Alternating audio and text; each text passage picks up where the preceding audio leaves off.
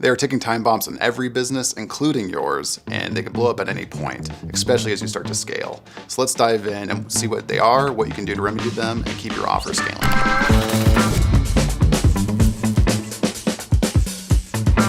So I work with a lot of businesses at ClickBank, right? They're either scaling from $0, to 6 or 6 to 7 or 7 to 8 and everywhere in between. And there's some very common ticking time bombs that I see destroy businesses or offers before they ever really get off the ground or as they start hitting that cusp of scale, because businesses start to break, right? As scale hits and traffic comes in and more customers come in, stress fractures can form and things can really go south quickly, which is a good problem to have, but a lot of people don't know how to get around them, right? We're marketers. We're good at playing offense. We're good at getting more sales and more traffic and more customers. What we don't always know is how to play defense, right? And how to protect the business and the assets there in ways that can help it scale and kind of grow, or even know when to pivot and when to add in new processes or systems in place, right? So let's dive into some of the most common ones I see. A big one, right, is tech infrastructure. And in our space, right, in the direct response space and scaling, it's often hosting, right? Where are you hosting the website? Do you even have enough bandwidth to be able to scale it? This can have a direct impact on your page load speed, right? It can also just have a direct impact on how much volume you can take. I've seen offers who they win a big affiliate, right? They're like, yes, okay, we have this big affiliate mailing, but they have this base plan hosting package. And the affiliate sends tens of thousands, 100,000 of clicks to their site in a matter of hours, and their site crashes. And then the offer doesn't convert for that affiliate. Maybe they had a guaranteed payment they're going to give that affiliate, but they didn't get any sales now. So now they have to pay this affiliate for sales they never had because their tech broke. Or the offer tanks and the affiliate's never going to mail for it again. He's going to tell all of his friends, hey, don't mail to that. It doesn't work, right? They don't know what they're doing. So they don't have their tech infrastructure in place. Other things, right, might be what page builder you're using. Those can have a major impact on page load speed too. And page load speed is one of the most important factors of conversion rates. If you're taking anywhere over 3 seconds, it's really going to hurt. Anything, if you can get down to under a second, you're going to be in a great spot. So you really want to keep an eye on page load speed and make sure it can accommodate and scale. And then everything else, like where are your customers going? What CRMs are you using? Can they handle your growth as you start to get past 1,000 subscribers, 10,000 subscribers, 100,000? Are the costs involved with that sustainable? All these kinds of things you kind of keep in mindful of for as you start scaling your business. It can start to kind of really hamper your growth. Next piece would be customer service really starts to break early on as scale hits, right? Any business, digital, physical, products, supplements, whatever it might be, needs customer service to answer customer questions that come in. And as you start to go from a few sales a day to 10 sales a day to 100 sales a day to maybe thousands of sales a day, right? Your customer service needs to be able to scale with it or you're going to be in a bind. I see a lot of solopreneurs. They're doing their own customer service to start, right? And they're hustling, they're being an affiliate manager, they're doing all these roles. And then they bring their wife or their husband or significant other in to help with their customer service because they're just pulling their hair out and they're staying up all night to answer questions and to kind of issue refunds if they needed to or get the products out faster and things like that. And it really constrains them pretty quickly on. If you don't get it right early on, you'll see refunds and chargebacks and fraud, against your account come in 30, 45, 60 days later from those sales that happen early on, right? So if you don't have that ability to scale, it's going to really hurt down the road in the immediate future. Which can, when that starts happening, it can compound. You can start to lose merchant processing. You'll start getting, you might be negative if you're paying a CPA to affiliates, like a fixed cost per acquisition, right? If your refund rate becomes 20% and you were giving 80%, now you're at break even, or you might be negative now on all these sales you gave out, all this commission you gave out.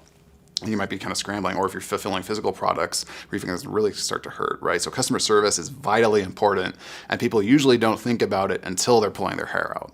right? So some things you can do, right? Can you be using offshore until you can go onshore, right? It's pretty affordable to go offshore. You're looking at $400 to $600 a month for a full-time employee over in the Philippines or something like that. Onshore can be a bit better. We can dive into that later, maybe on the really key differences of customer service. But what are you doing to kind of protect yourself and make sure you can actually grow with your volume, right? You might not need to pay for it now, but what can you be doing to be able to, okay, go and really tell someone or an agency or a customer service rep to okay, we need to onboard another one. We need to onboard another one, and be able to sustain that.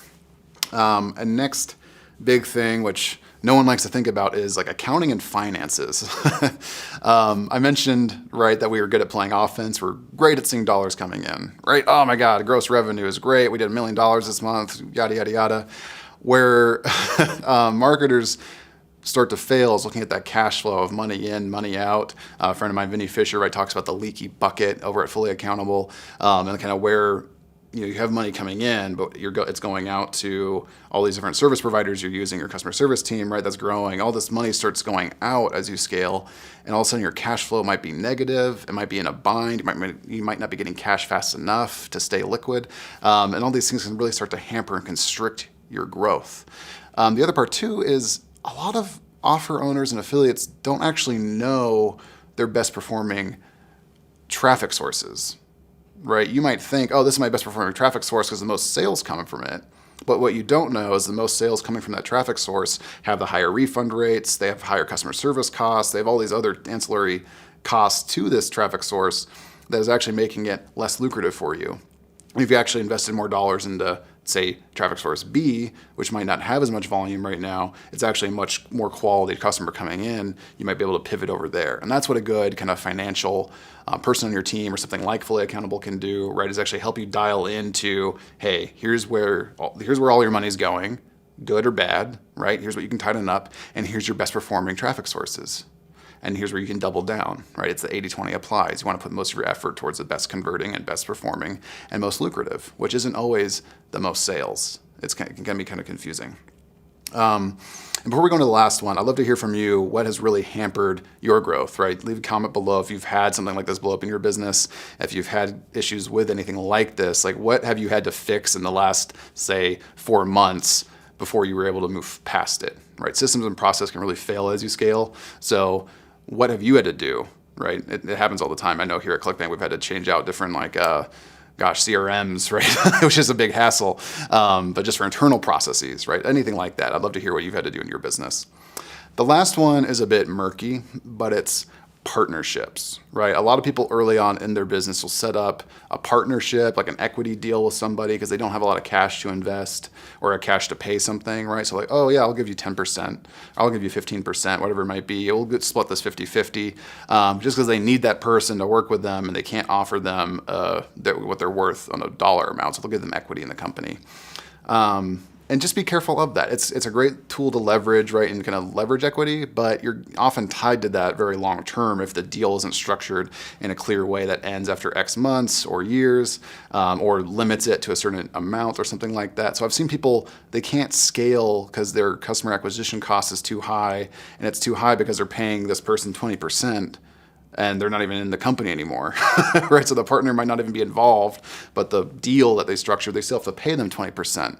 So now they have this margin they'll never get back, and they almost have to start a brand new company just to get rid of it, right? And kind of move stuff over here and then rebuild. So be mindful of the partnerships you're creating, and kind of what those terms are. Lawyers are worth it in a lot of cases, right? To help you structure these if you're not worth, it could be worth the investment. Because, right, I get questions like, oh, why do offers retire? Why do offers stop converting? And sometimes they do, right? Sometimes they get tapped out of the traffic sources and there's not fresh audiences for that and they retire. But more often than not, it's one of these 4 kind of ticking time bombs that tank the offer or tank the business from ever reaching its highest heights. Right, so it's protecting that profit margin, having great customer service that keeps your refund rates low and doesn't constrict you and actually lets you deliver on a good product. It's having good tech infrastructure that can scale with you and not just keep you always on a hair on fire level. making sure your cash flow, your accounting and finances are locked in. You really know where the money that's coming in and where it's going out and who's getting paid what traffic sources are performing. And then the partners you're doing, right? Like that's part of the cash flow issue, but just early on and long term, just be mindful of the partnerships you're creating. So trust was valuable for you. Again, let me know what you've had to fix in your business in the last 4 months. It's always interesting to see, right? It's often software, tech, kind of processes, things like that. And leave a like and subscribe for more weekly affiliated videos.